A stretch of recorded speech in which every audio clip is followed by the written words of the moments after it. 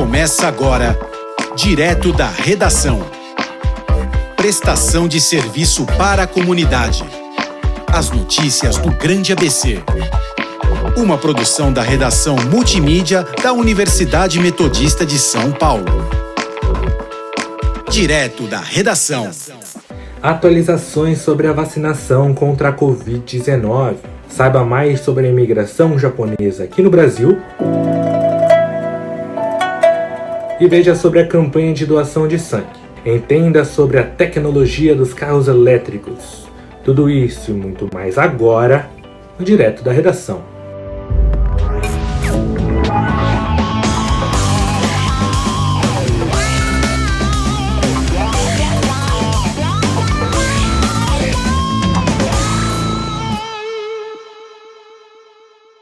Em São Paulo, o cronograma continua para vacinar toda a população contra a Covid-19. Quem traz mais informações é a repórter Andressa Schmidt. A Prefeitura de São Paulo fracionou as datas das próximas vacinações contra a Covid-19 para evitar aglomerações nos postos e garantir imunizantes para todos, visto que o Estado repassa de forma gradativa as doses que recebe do Ministério da Saúde. Nesta quinta, dia 17, as idades são 54 e 55 anos. Para a sexta, dia 18, 52 e 53 anos. E no sábado, dia 19, as idades são 50 e 51 anos. Já na segunda e terça da próxima semana, haverá uma repescagem de vacinação para as pessoas de 50 a 59 anos. Confira os dados e informações da região do ABC nos sites oficiais das prefeituras de Santo André, São Bernardo e São Caetano. Com a quantidade de estoque de sangue em baixa, alguns shoppings na região do ABC começam a fazer campanha de doação. Veja os detalhes com o repórter Matheus Jushiro. O grupo AD Shopping, responsável pela administração de 40 shoppings, fechou a parceria com a Nacional HM. A campanha tem como finalidade apoiar o banco de sangue. Com a pandemia, os estoques de sangue em todo o país caíram cerca de 20%, segundo dados do Ministério da Saúde. E em São Paulo, os shoppings participantes são o Atrium e o ABC em Santo André. A coleta itinerante teve início no dia 27 de maio e cada shopping receberá a campanha a cada 3 meses. Como parte do cronograma anual do Grupo AD Shopping. Os doadores poderão agendar data e horário por meio das redes sociais ou WhatsApp da HM, Banco de Sangue Paulista, mas se forem diretamente ao local, serão atendidos também. Matheus Jushiro para o Direto da Redação. No próximo dia 18 de junho, aqui no Brasil, é comemorado o aniversário da imigração japonesa para o país. E você confere agora o assunto na reportagem de Gabriel dos Santos. No próximo 18 de julho, comemora-se 113 anos da chegada do navio Kasato Maru ao Brasil. E após atracar no Porto de Santos, dava-se início à história dos imigrantes japoneses em terras tupiniquins.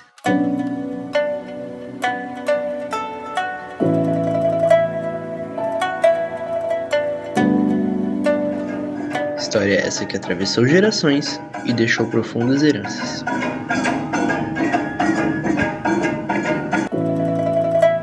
No fim do século XIX, com o Brasil recém-livre da escravidão, existiu uma grande necessidade de mão de obra nas lavouras de café. Enquanto isso, do outro lado do mundo, o Japão atravessava a famosa Era Meiji, período de intensa industrialização nas terras do sol nascente. Porém, após séculos de isolamento, o país enfrentava um problema de superpopulação. Assim, começaram as negociações entre os governos, mas apenas com a visita do ministro Fukashi Sugimura em 1905, os preparativos de fato começaram. E em 1908, cerca de 781 famílias atravessaram o oceano até a América do Sul, sendo o Brasil o principal destino dos japoneses. Mas como estão os descendentes desses imigrantes e como eles vivem carregando essa herança? Matheus Jushiro Toma, Nikkei, fala um pouco sobre sua experiência sendo um jovem nipo brasileiro nos dias de hoje. Eu sou da 4ª geração aqui no Brasil, né?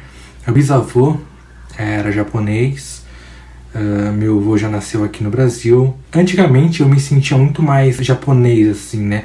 Um gringo aqui no Brasil. Eu tinha contato muito mais com meus primos. Quando meu avô estava vivo, muita gente ia em casa e eu me sentia muito mais japonês, né? Atualmente eu me sinto muito abrasileirado já. Convivo com brasileiros ou com pessoas que não são japonesas há muito tempo. Me sinto mais brasileiro do que japonês atualmente. E quanto a uma pessoa mais velha, mais experiente e com uma visão de mundo diferente? A senhora Helena Ohashi nos conta um pouco sobre a sua experiência anos atrás. Na época, quando a gente era criança, não sabíamos nada dessa coisa de preconceito e tudo, mas sentimos sim, porque sempre tinha alguém com aquelas, sabe, xingamentos, assim, aquela coisa meio velada. Mas com o tempo que a gente foi indo para a escola, para a faculdade, tudo, parece que a coisa diminuiu um pouco, mesmo porque também eu acho assim, que o japonês, ele tinha por princípio, estudar todos os filhos, por mais dificuldade que tivesse passando, a principal coisa era estudar. Então eles mandavam a gente para a escola, nós tínhamos aula de japonês, o meu pai dava aula de japonês, o pouco tempo que ele ficou com a gente, quando éramos criança, ele ensinava japonês, né? Ensinava a escrever, né? E nós íamos para a escola também normal, né?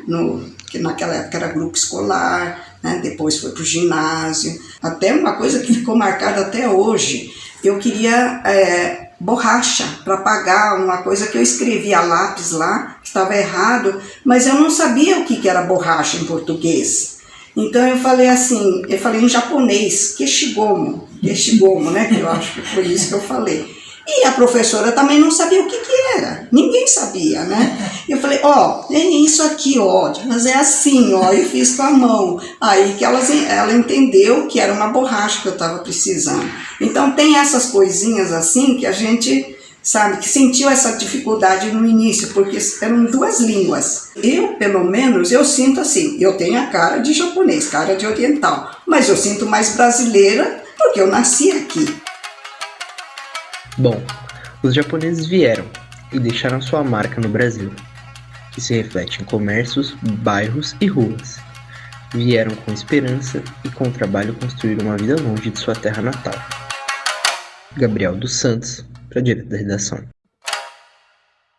E falando em imigração japonesa, o Direto da Redação traz de volta no arquivo Metô o quadro Rude daqui, Ramos de lá, de 2019, sobre a Praça dos Meninos, que fala um pouco sobre a cultura oriental na região.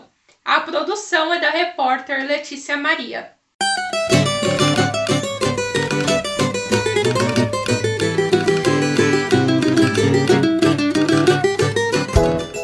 Um espaço verde, um refúgio para uma caminhada, um lugar onde o tempo para. Tem também a Feira da Semana e o descansar sem compromisso. Tudo em meio ao cinza da selva de pedra. Bem-vindo à Praça dos Meninos. Inaugurado em 23 de dezembro de 1975 pelo prefeito Geraldo Faria Rodrigues, o nome da praça vem do antigo bairro dos Meninos, atual Rude Ramos. Essa praça aqui, anteriormente, era um campo dos Meninos Futebol Clube, que em 1974, numa permuta com a retorcedeira Ipiranga, a prefeitura cedeu aquele espaço onde hoje é a sede dos Meninos Futebol Clube, Avenida Caminho do Mar, 1322, e aqui foi construída essa magnífica praça que vocês estão vendo. A história da praça se cruza com a do senhor Norberto Nicoletti, de 85 anos, que mora no bairro há 72. Faço caminhada, tem um grupo de pessoas, a gente começamos às 5 horas da manhã, estou levando 4h20, quando abre 5 horas lá, a gente faz a caminhada até 6 horas, faz um alongamento, tem os aparelhos para fazer ginástica, tudo, né? Então, apesar de estar com 86 anos, ainda gosto de caminhar, sabe? Mesmo após diversas reformas, o Edenilson, que morou ao lado da praça até os 6 anos, lembra com carinho os momentos vividos no local. Tem muitas lembranças. Tem a do meu irmão roubando peixe aqui da lagozinha, que os guardas aqui, o senhor Feliciano, vinha e toda hora chamava minha mãe para vir aqui buscar ele, para... Não, senhora, tá pegando os peixes da praça, né? Aí daqui eu mudei para Leão 3. Não é só com o Edenilson e o seu Norberto que a história de vida se mistura com a da praça. Também conhecida como Praça das Noivas, muitos casamentos foram registrados lá. Tinha cenários bonitos, tanto é que os noivos saíram da igreja e iam na praça fotografias, porque fotografia de lembrança, era comum isso, viu? Sempre os noivos, padrinhos, e deu uma praça, né? Além de um ótimo cenário para fotos, a praça tem pista de caminhada, parquinho e espaço de ginástica para idosos. De quinta é dia de feira noturna na praça. Criada desde 2011, funciona das 6 da tarde às 10 da noite. Nas manhãs de segunda a quinta, um grupo se reúne desde 2001 para praticar artes marciais com aulas voluntárias do professor Luiz. Acontece o seguinte, o Tai Chi ele ajuda muito o corpo e a mente. Então esse pessoal que vem aí fazer o Tai Chi com a gente são pessoas viúvas, são pessoas separadas, são pessoas da terceira idade. Então elas se sentem bem, elas fazem um pouquinho de ginástica, de alongamento e vai ajudando ela na própria saúde. E você sabe o porquê dessas características orientais?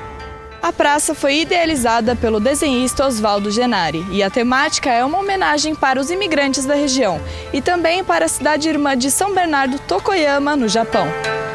Rude daqui, Tokuyama de lá. A cidade fica no oeste do país com mais de 100 mil habitantes. O acordo foi em abril de 74. Me parece que ela se tornou cidade irmã de São Bernardo no governo de Geraldo Faria Rodrigues. E enquanto eu estive na prefeitura, todos os prefeitos viajavam lá, passavam 2, 3, 4, 5 dias lá nessa cidade irmã. E convidavam também o prefeito de lá para vir e conhecer São Bernardo. 44 anos depois, a praça não está no seu melhor estado. E essa praça, infelizmente, ela é abandonada. Agora é que tem algum pessoal que está se interessando. O subprefeito aqui de Ruge Ramos está se interessando. Mas eles praticamente não ligam muito por essa praça, não. E aqui o pessoal realmente deixou de cuidar da nossa praça. Em nota, a prefeitura declarou que serviços de manutenção são feitos regularmente, com vigilância 24 horas junto às GCM. A praça foi e pode voltar a ser o cartão de visita do bairro, né? Ao lado da matriz, né? O cartão de visita, tão bonito que era, né?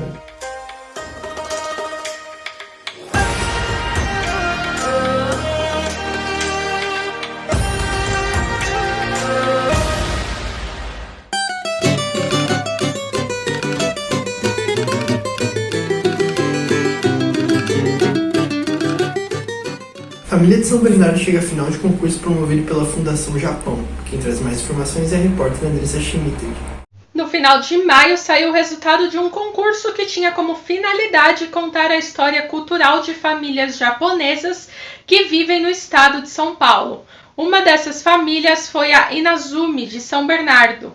O vídeo enviado por eles é contado do ponto de vista do cachorro e narrado em japonês, com legenda em português. O resultado, divulgado no dia 31 de maio pela Fundação Japão em São Paulo, deu a eles o prêmio Mais Curtidas, recebendo pouco mais de 1.500 likes no YouTube. Andressa Schmidt para o Direto da Redação. O gênero de filmes de super-heróis vem conquistando fãs há bastante tempo, mas nos últimos anos muitos começaram a ver o gênero mais violento que o esperado. Confira mais com a reportagem de Gabriel dos Santos. Não é de hoje que o tema de super-heróis faz um imenso sucesso na cultura pop. Seja por meio de desenhos, séries, filmes ou jogos, a temática tem um grande público fã. Desde o primeiro filme do Homem de Ferro, a Marvel veio criando todo o universo das páginas dos quadrinhos para o audiovisual. Porém, desde junho de 2019, com o lançamento da série The Boys, o gênero de super-heróis começou a ser retratado diferente. Segundo uma pesquisa feita pela Parrot Analytics, a adaptação dos quadrinhos de mesmo nome, produzida pela Amazon Prime, superou a audiência de outras séries de heróis da Netflix. Boys okay? E agora, em 2021, tivemos o lançamento e sucesso estrondoso de Invincible. A animação foi sucesso de crítica e audiência, chegando a atingir 91% de audiência, segundo o Rotten Tomatoes. Mas qual o diferencial dessas séries em relação ao tema? A forma subversiva que abordam a violência e as figuras dos heróis. A blogueira e influencer Melissa Urey dá o seu ponto de vista sobre o porquê esse tema tem atingido tanta popularidade. Porque existem diversas formas de você contar uma história. Eu acho que talvez a violência seja uma forma de tampar um buraco, tampar essa falta de criatividade no roteiro, eu acho, porque cada vez mais as histórias se repetem e é muito raro você ter algo que se sobressaia. Então, eu acho que é um jeito mais rápido de você esconder essa falta de criatividade dos roteiristas. Mas e quanto aos fãs? Como eles receberam essa nova forma de representação de heróis nas telas de TV? O estudante de comunicação Vinícius Ximenes, leitor de quadrinhos e fã de séries do gênero, fala um pouco sobre como ele recebe esse tema.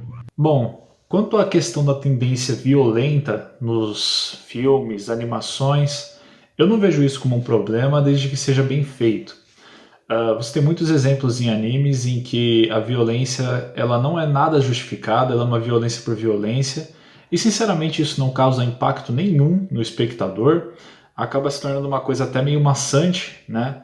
Você não sente nada pelos personagens, então não tem motivo para você sentir algo pela violência que está sendo feita com os personagens em si.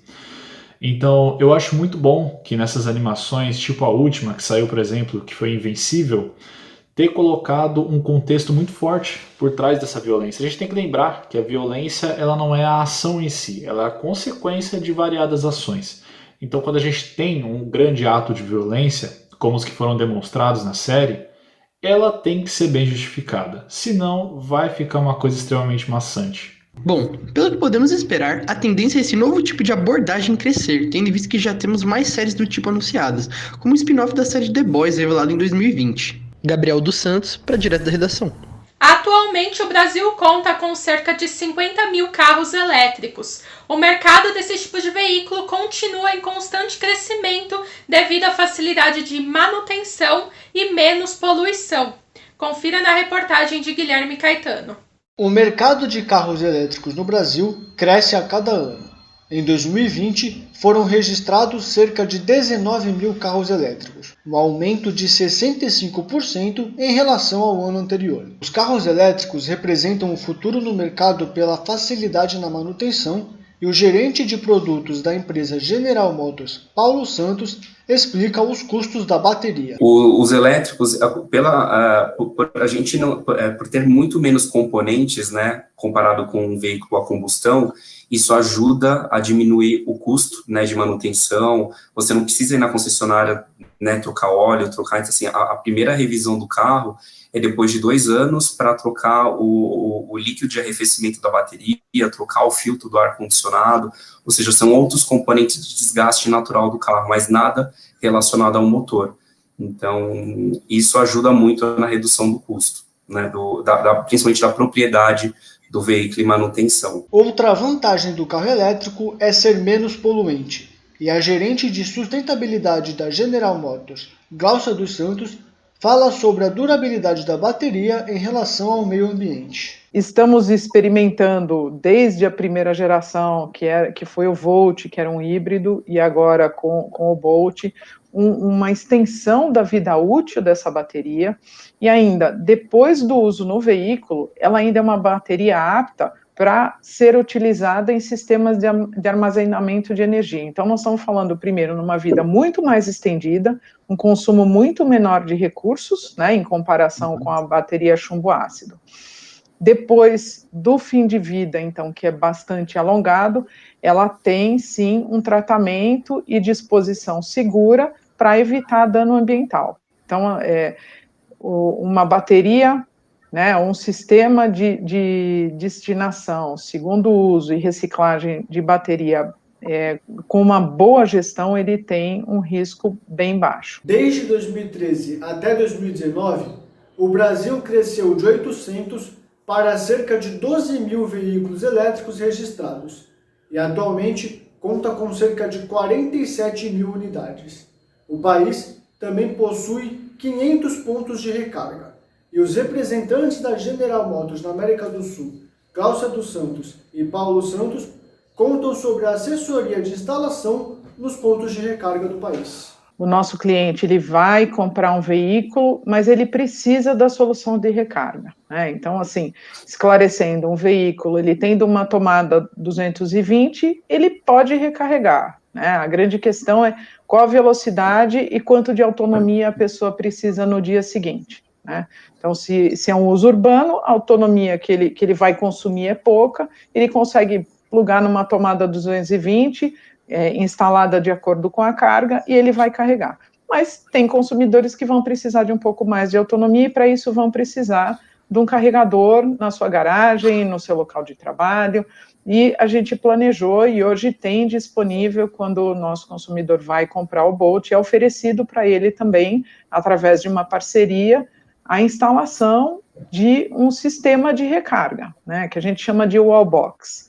Então, ele é uma caixa, né, que é um sistema de carregador, que ele pode instalar na casa dele, e aí ele vai ter toda a assistência para fazer essa instalação, desde a avaliação da instalação elétrica, né, do local onde ele pretende instalar esse sistema de recarga, para saber se aquela instalação tem aterramento adequado, está dimensionado para a capacidade elétrica adequada, né, e aí a instalação e a entrega dele funcionando, né, então isso tem. Sim, existe uma parcela grande de empresas que tem muito interesse na eletrificação de frota, que nos procura para entender mais do veículo. A gente faz empréstimo dos carros, eles ficam ali um período com o carro, uma semana para poder avaliar, e muitas estão adquirindo veículos, logicamente, numa escala menor, né, eles não estão já trocando, virando 100% da frota para elétrico, mas eles estão adquirindo ali alguns modelos, justamente para entender um pouco da economia, né,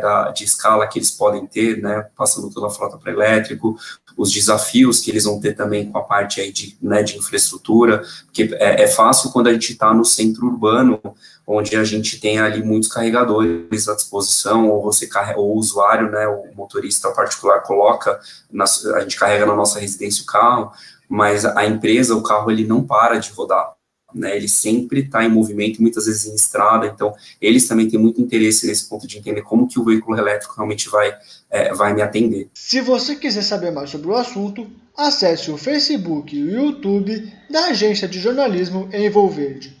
Toda quinta-feira, às 11 horas da manhã, a agência promove o Diálogos Envolverde, sempre trazendo especialistas para debaterem sobre sustentabilidade e sociedade. E termina aqui mais um Direto da Redação. Não esqueça de nos seguir nas redes sociais, que tem muita coisa acontecendo por lá também. Estamos no Twitter e no Instagram com @portalrronline. E você pode também achar nos Facebook. Nos vemos semana que vem em mais um Direto da Redação. Um bom fim de semana.